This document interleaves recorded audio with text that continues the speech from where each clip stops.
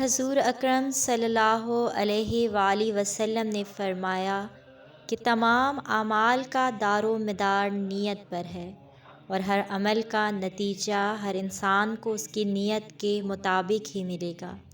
بس جس کی ہجرت ترک وطن دولت دنیا حاصل کرنے کے لیے ہو یا کسی عورت سے شادی کی غرض ہو، بس اس کی ہجرت انہی چیزوں کے لیے ہوگی جن کے حاصل کرنے کی نیت سے اس نے ہجرت کی۔ رسول اکرم صلی اللہ علیہ وآلہ وسلم نے فرمایا کہ وحی نازل ہوتے وقت کبھی مجھ کو گھنٹی کی سی آواز محسوس ہوتی ہے، اور وحی کی یہ کیفیت مجھ پر بہت شاق گزرتی ہے۔ جب یہ کیفیت ختم ہوتی ہے تو میرے دل و دماغ پر اس فرشتے کے ذریعے نازل شدہ وحی محفوظ ہو جاتی ہے، اور کسی وقت ایسا ہوتا ہے کہ فرشتہ بشکل انسان میرے پاس آتا ہے اور مجھ سے کلام کرتا ہے، بس میں اس کا کہا ہوا یاد رکھ لیتا ہوں۔ نبی کریم صلی اللہ علیہ وآلہ وسلم پر وحی کا ابتدائی دور اچھے سچے پاکیزہ خوابوں سے شروع ہوا۔ آپ صلی اللہ علیہ وآلہ وسلم خواب میں جو کچھ دیکھتے وہ صبح کی روشنی کی طرح صحیح اور سچا ثابت ہوتا۔ پھر من جانب قدرت آپ صلی اللہ علیہ وآلہ وسلم تنہائی پسند ہو گئے، اور آپ صلی اللہ علیہ وآلہ وسلم نے غار حرا میں خلوت نشینی اختیار فرمائی، اور کئی دن اور رات وہاں مسلسل عبادت اور یاد الہی اور ذکر اور فکر میں مشغول رہتے۔ جب تک گھر آنے کو دل نہ چاہتا توشہ ہمراہ لیے ہوئے وہاں پر رہتے۔ توشہ ختم ہونے پر ہی اہلیہ محترمہ خدیجہ رضی تعالیٰ عنہا کے پاس تشریف لاتے، اور کچھ توشہ ہمراہ لے کر پھر وہاں جا کر خلوت گزیں ہو جاتے۔ یہی طریقہ جاری رہا یہاں تک کہ آپ صلی اللہ علیہ وآلہ وسلم پر حق منکشف ہو گیا، اور آپ صلی اللہ علیہ وآلہ وسلم غار حرا ہی میں قیام پذیر تھے کہ اچانک جبرائیل علیہ السلام آپ صلی اللہ علیہ وآلہ وسلم کے پاس حاضر ہوئے اور کہنے لگے کہ اے محمد پڑھو۔ آپ صلی اللہ علیہ وآلہ وسلم فرماتے ہیں کہ میں نے کہا کہ میں پڑھنا نہیں جانتا۔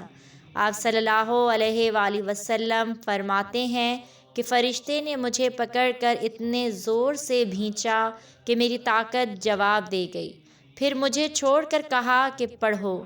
میں نے پھر وہی جواب دیا کہ میں پڑھا ہوا نہیں ہوں۔ اس فرشتے نے مجھ کو نہایت ہی زور سے بھینچا کہ مجھ کو سخت تکلیف محسوس ہوئی، پھر اس نے کہا کہ پڑھ۔ میں نے کہا کہ میں پڑھا ہوا نہیں ہوں۔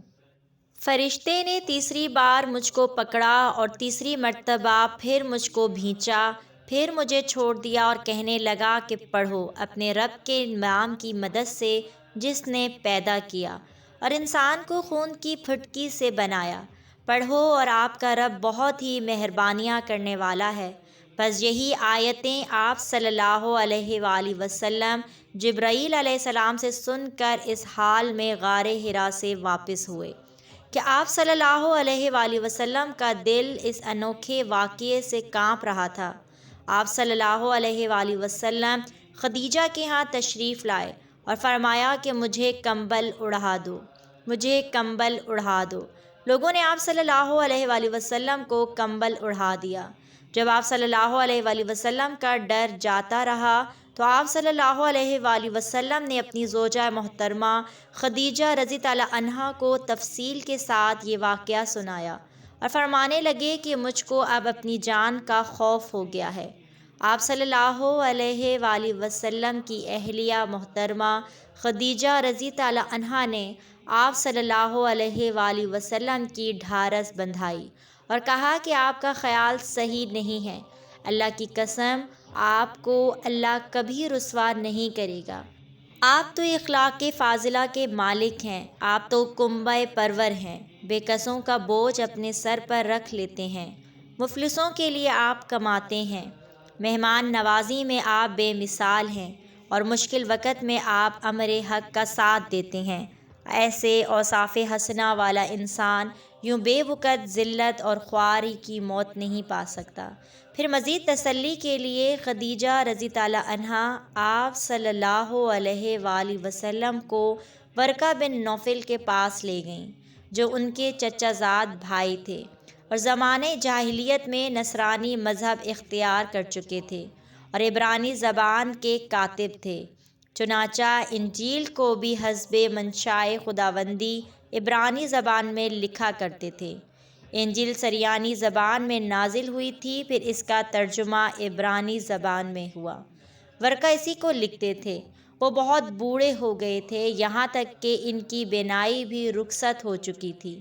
خدیجہ رضی اللہ عنہا نے ان کے سامنے آپ صلی اللہ علیہ وآلہ وسلم کے حالات بیان کیے اور کہا کہ اے چچا زاد بھائی، اپنے بھتیجے محمد صلی اللہ علیہ وآلہ وسلم کی زبانی ذرا ان کی کیفیت سن لیجئے۔ وہ بولے کہ بھتیجے، آپ نے جو کچھ دیکھا ہے اس کی تفصیل سناؤ۔ چنانچہ آپ صلی اللہ علیہ وآلہ وسلم نے از اول تا آخر پورا واقعہ سنایا، جسے سن کر ورقہ بے اختیار بول اٹھے کہ یہ تو وہی ناموس معزز رازدان فرشتہ ہے جسے اللہ نے موسیٰ علیہ السلام پر وحی دے کر بھیجا تھا۔ کاش میں آپ کے اس عہد نبوت کے شروع ہونے پر جوان عمر ہوتا۔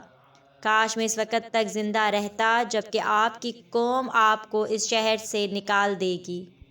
رسول اللہ صلی اللہ علیہ وآلہ وسلم نے یہ سن کر تعجب سے پوچھا کہ کیا وہ لوگ مجھ کو نکال دیں گے، حالانکہ میں تو ان میں صادق اور امین مقبول ہوں۔ ورقہ بولا، ہاں یہ سب کچھ سچ ہے، مگر جو شخص بھی آپ کی طرح امر حق لے کر آیا، لوگ اس کے دشمن ہی ہو گئے ہیں۔ اگر مجھے آپ کی نبوت کا وہ زمانہ مل جائے تو میں آپ کی پوری مدد کروں گا۔ مگر ورقہ کچھ دنوں کے بعد انتقال کر گئے، پھر کچھ عرصہ تک وحی کی آمد و رفت موقوف رہی۔